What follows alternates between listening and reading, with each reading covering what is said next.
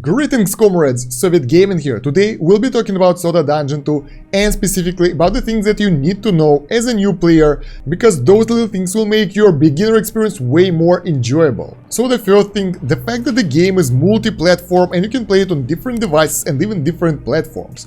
So for example, if you started the game on Steam and you want to transfer it to your mobile device like phone, you can use this get one-time transfer code option that will kinda give you the code that you can use on another device. It's timed, you can use it on another device and transfer your save progress. If you want to transfer from one Google account to another, you can use load from Google Drive, and if you're transferring to iOS, I think load from SD server would be the best option, so use those options for that. Now, Soda Dungeon 2 have specific idle rewards, so when you're not in the game, when you're offline, you've been rewarded battle credits. You will generate 1 battle credit per minute when the game is closed. In order to collect battle credits, you gotta click over there at the left bottom corner, and here you have the free refill. First of all, that's like you watch an ad and you get the free stuff, and you can collect battle credits. You can watch an ad to make the double amount of that. That's kinda a good option, to be honest, because those will help you to level faster and to get more stuff, specifically early on or later on. So in order to use battle credits, just press on the quick battle over here and select some level that you want to start from, and after that press go, and the battles will be simulated 100 at a time. You can either continue to simulate 100 more battles or just end the run and get all your loot that you just deserved for that. That's really good to do a couple of levels really fast, but in the late game I think it will be more used for different stuff like mining. Another important thing about battle credits is that they can be used only for the levels that you already completed, so you can start the level that you just got to and use that mechanics. There is an XP mechanics in the Soda Dungeon, so your character get XP every time they go through a level. So in order to level up this guy to the next level, we need 139 levels completed with this guy. So basically you get 1 XP per level per character. If your team consists of 6 of the same characters, you will get 6 XP per level without additional bonuses. So for 100 floors, those guys will get 600 XP. Moreover, you can boost that amount of XP by inserting triangle gems in the weapons. Each of those increase 10% boost for the whole party. And there is also Relic of Mastery that boosts by additional 10%. Overall, my opinion, don't worry about that in the early game, worry about it when you finish the main campaign. If you need advice on leveling the relics, I would advise leveling attack first, then maybe physical or magical damage based on what classes do you prefer, and some HP and mana boosts, because those will help a lot. That will plow you through most of the main game. After that you get to the warrior dimension and it's totally different topic, so if you want more info on that, check the playlist down there in the pinned comment or in the description and find the videos on the topic that you need more info on. In Soda Dungeon 2 there is a script mechanic which basically programs your character how they will behave in the different situations, so you can adjust the behavior of your characters in the auto combat. Those scripts are being used in the dungeon and in the arena, so they'll be used everywhere where you put the auto on. In order to adjust the scripts, you gotta build the arena if you haven't yet and click the Soda scripts here. Here you can create different scripts for different characters or make the script for everyone.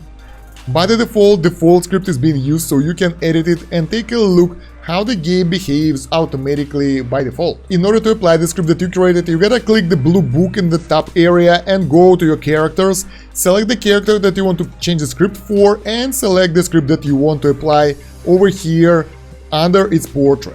Again, if you need more helps on the scripts, check the corresponding guide on the website or in the playlist. Same goes for the boss guides. I have guide for specific dimension bosses and overall boss guidelines. And if you want to know where specific item drops, you can check the website. There is a list of the items that have all the items available, and you will know where to farm what if you want to.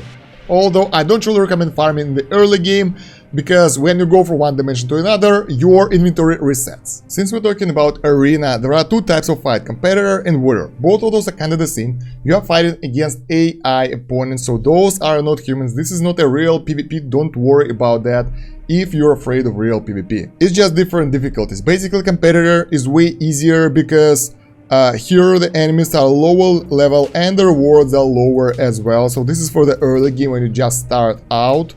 and warrior PvP is for later game stages, so you can get up to really good rewards, up to 150 essence here, so that's a good price, but not everyone will be able to fight on this difficulty. In order to unlock the higher difficulties of the arena, you gotta progress in the main dungeon, so the further you are, the higher your max level at this dimension, the more arena levels will be unlocked for you. And I would strongly recommend going specifically for the Essence Arena fights, because those are way more efficient than anything else.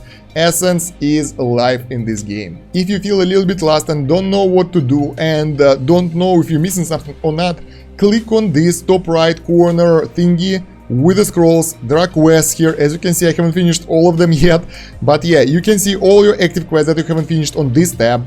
And some of those are really important for your progress. So sometimes those quests have hints how you can finish, how you can defeat the dimension bosses. So some of the bosses are being defeated more easily using those quests. I don't want to spoil anything for you guys, but yeah, keep it in mind. And of course you can click on the complete tab, and here you will see all the quests that you have done already.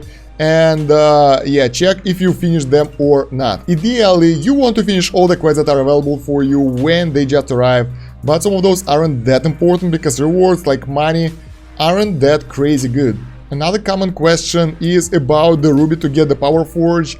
I think it's being randomly dropped somewhere in the dungeon. I don't really remember how I got it, but I had the same question myself. I was wondering, where do I get it? And I just did a few runs of the dungeon and I got it automatically, so don't worry about that too much. If you're wondering how pay to win this game is, this is completely free to play game. Most of those stuff, like, you can buy some premium currency if you want to, but it's totally doable without that. And also there are upgrades in the Tavern that will be available maybe later that kind of turn off the ads in the game. It costs quite a lot, so it's only for the late game, maybe about a week or two in the game. Depends on how much do you play, but you can turn off ads just by buying the in-game upgrade with in-game money. That's how free to play this game is. And yeah, there is nothing paywalled here, so if you want to get something in the game, you can achieve it using your own hard work and grinding and farming. So everything can be bought using the in-game currency, so pay to win isn't necessary at all. If you're wondering about the customizing the tavern, it doesn't give you any stats. Those are only visuals, so yeah, they don't give you any benefits other than the looks of the tavern. If you don't know which gem to pick, it's totally based on your class. But for most of the guys, for most of the characters, you want to go with the red gem in the late game. In the early game, you want to go with the star gem if you got it, because it gives a lot of stats, and maybe something like evasion gem, because those are pretty nice. Overall, just try to aim for the maximum attack for your characters and you should be okay.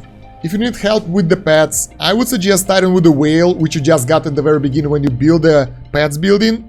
He's pretty good, he's giving you some additional HP, and he is good for the boss fighters at the early dimensions.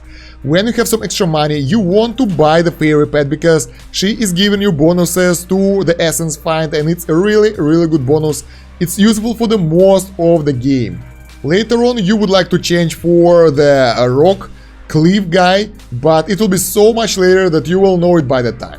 It is strongly recommended to build some upgrades in the tavern early on. For example, get some extra stools, some tables, and the bed, because bed allows you to reroll all the guys that are available over here, so you can build a specific team that you need. So you can click it as many times as you want. The bed icon is in the right bottom corner, and it will refresh the units that are available for you for hire in the tavern. Again, for more info on the team composition, who to hire, how to properly upgrade everything, there is a beginner's guide, there are a lot of guides. I'll try to link as many of them as possible in the video description, or you can just check the playlist. Other than that, the small advice is to check the blacksmith store as often as possible, because you can buy pretty cool stuff pretty cheap over here. That will help you in the early game while you're just progressing through the dimensions, and in the late game when you already need something really rare and cool. When you just started out and beat the first dimension, finish the first boss, you will be able to go through the portal, and don't worry about that, just sell everything at the blacksmith, press liquidate over here and spend the money on everything that you want to spend. Just buy whatever upgrades you can in the tavern and easily, without any worries, go into the portal. That's how you progress through the game, and don't farm too much. considering the farming, you really don't want to farm too much. Your goal is to progress as far as possible, as fast as possible. That's if we're talking about efficiency. If we're talking about something that you want to do, just enjoy the game, play it at your own pace, and enjoy the journey. I also strongly advise to read the story in those mails, in the dungeon. Don't skip it. It's fun. I'm not a big fan of generic stories, but that one have a lot of humor in it, and I really enjoyed it. If you're wondering about which character is the best, which class is the best, in my opinion, the top place goes for the Carpenter, then goes the Nurse, the Mystic, the Thief, the Dark Mage. At least for the early levels, for the early dimensions, so you want to focus on one of those guys. As for the Soda Junkie, you really would like to use him in the early stages when you're just starting out and you don't have money to buy equipment and you don't have money to get the new characters. So enjoy Soda Junkie, he is real powerful. With the right scripts, with the right gear, he will be able to plow through the whole dimension straight to the boss if you do it correctly. More on that in my guides, so check the links. And yeah guys, this video is mostly for the new players who just started the game, so they will kinda get answers for the most basic questions. If you want more specific info, check the guides. If you have some questions, add them in the comments. I'll try to answer as many as possible. While you're going there, please leave a like, subscribe to the channel to make sure to see all the new videos, and hit that bell button. That is really important, otherwise you might miss something. YouTube is just like that. As I said before, in the comments and in the description there are links for Soda Dungeon 2 playlist with a lot of guides on the YouTube, website where I have a lot of guides, and there are also Discord where we have a fantastic community, so I would like you to be part of it. There is a link to Twitch channel where I'm playing PC games. Those are pretty hard, mostly strategies and RPGs. I'm playing pretty sophisticated games. They are challenging and I'm struggling, so if you like to see people struggling, you would love it there. And also there are social links over here and in the description and in the pinned comment and on the website. You'll find them if you want to. Thank you very much for watching, guys. That's about it for now. Silencyde out. До свидания.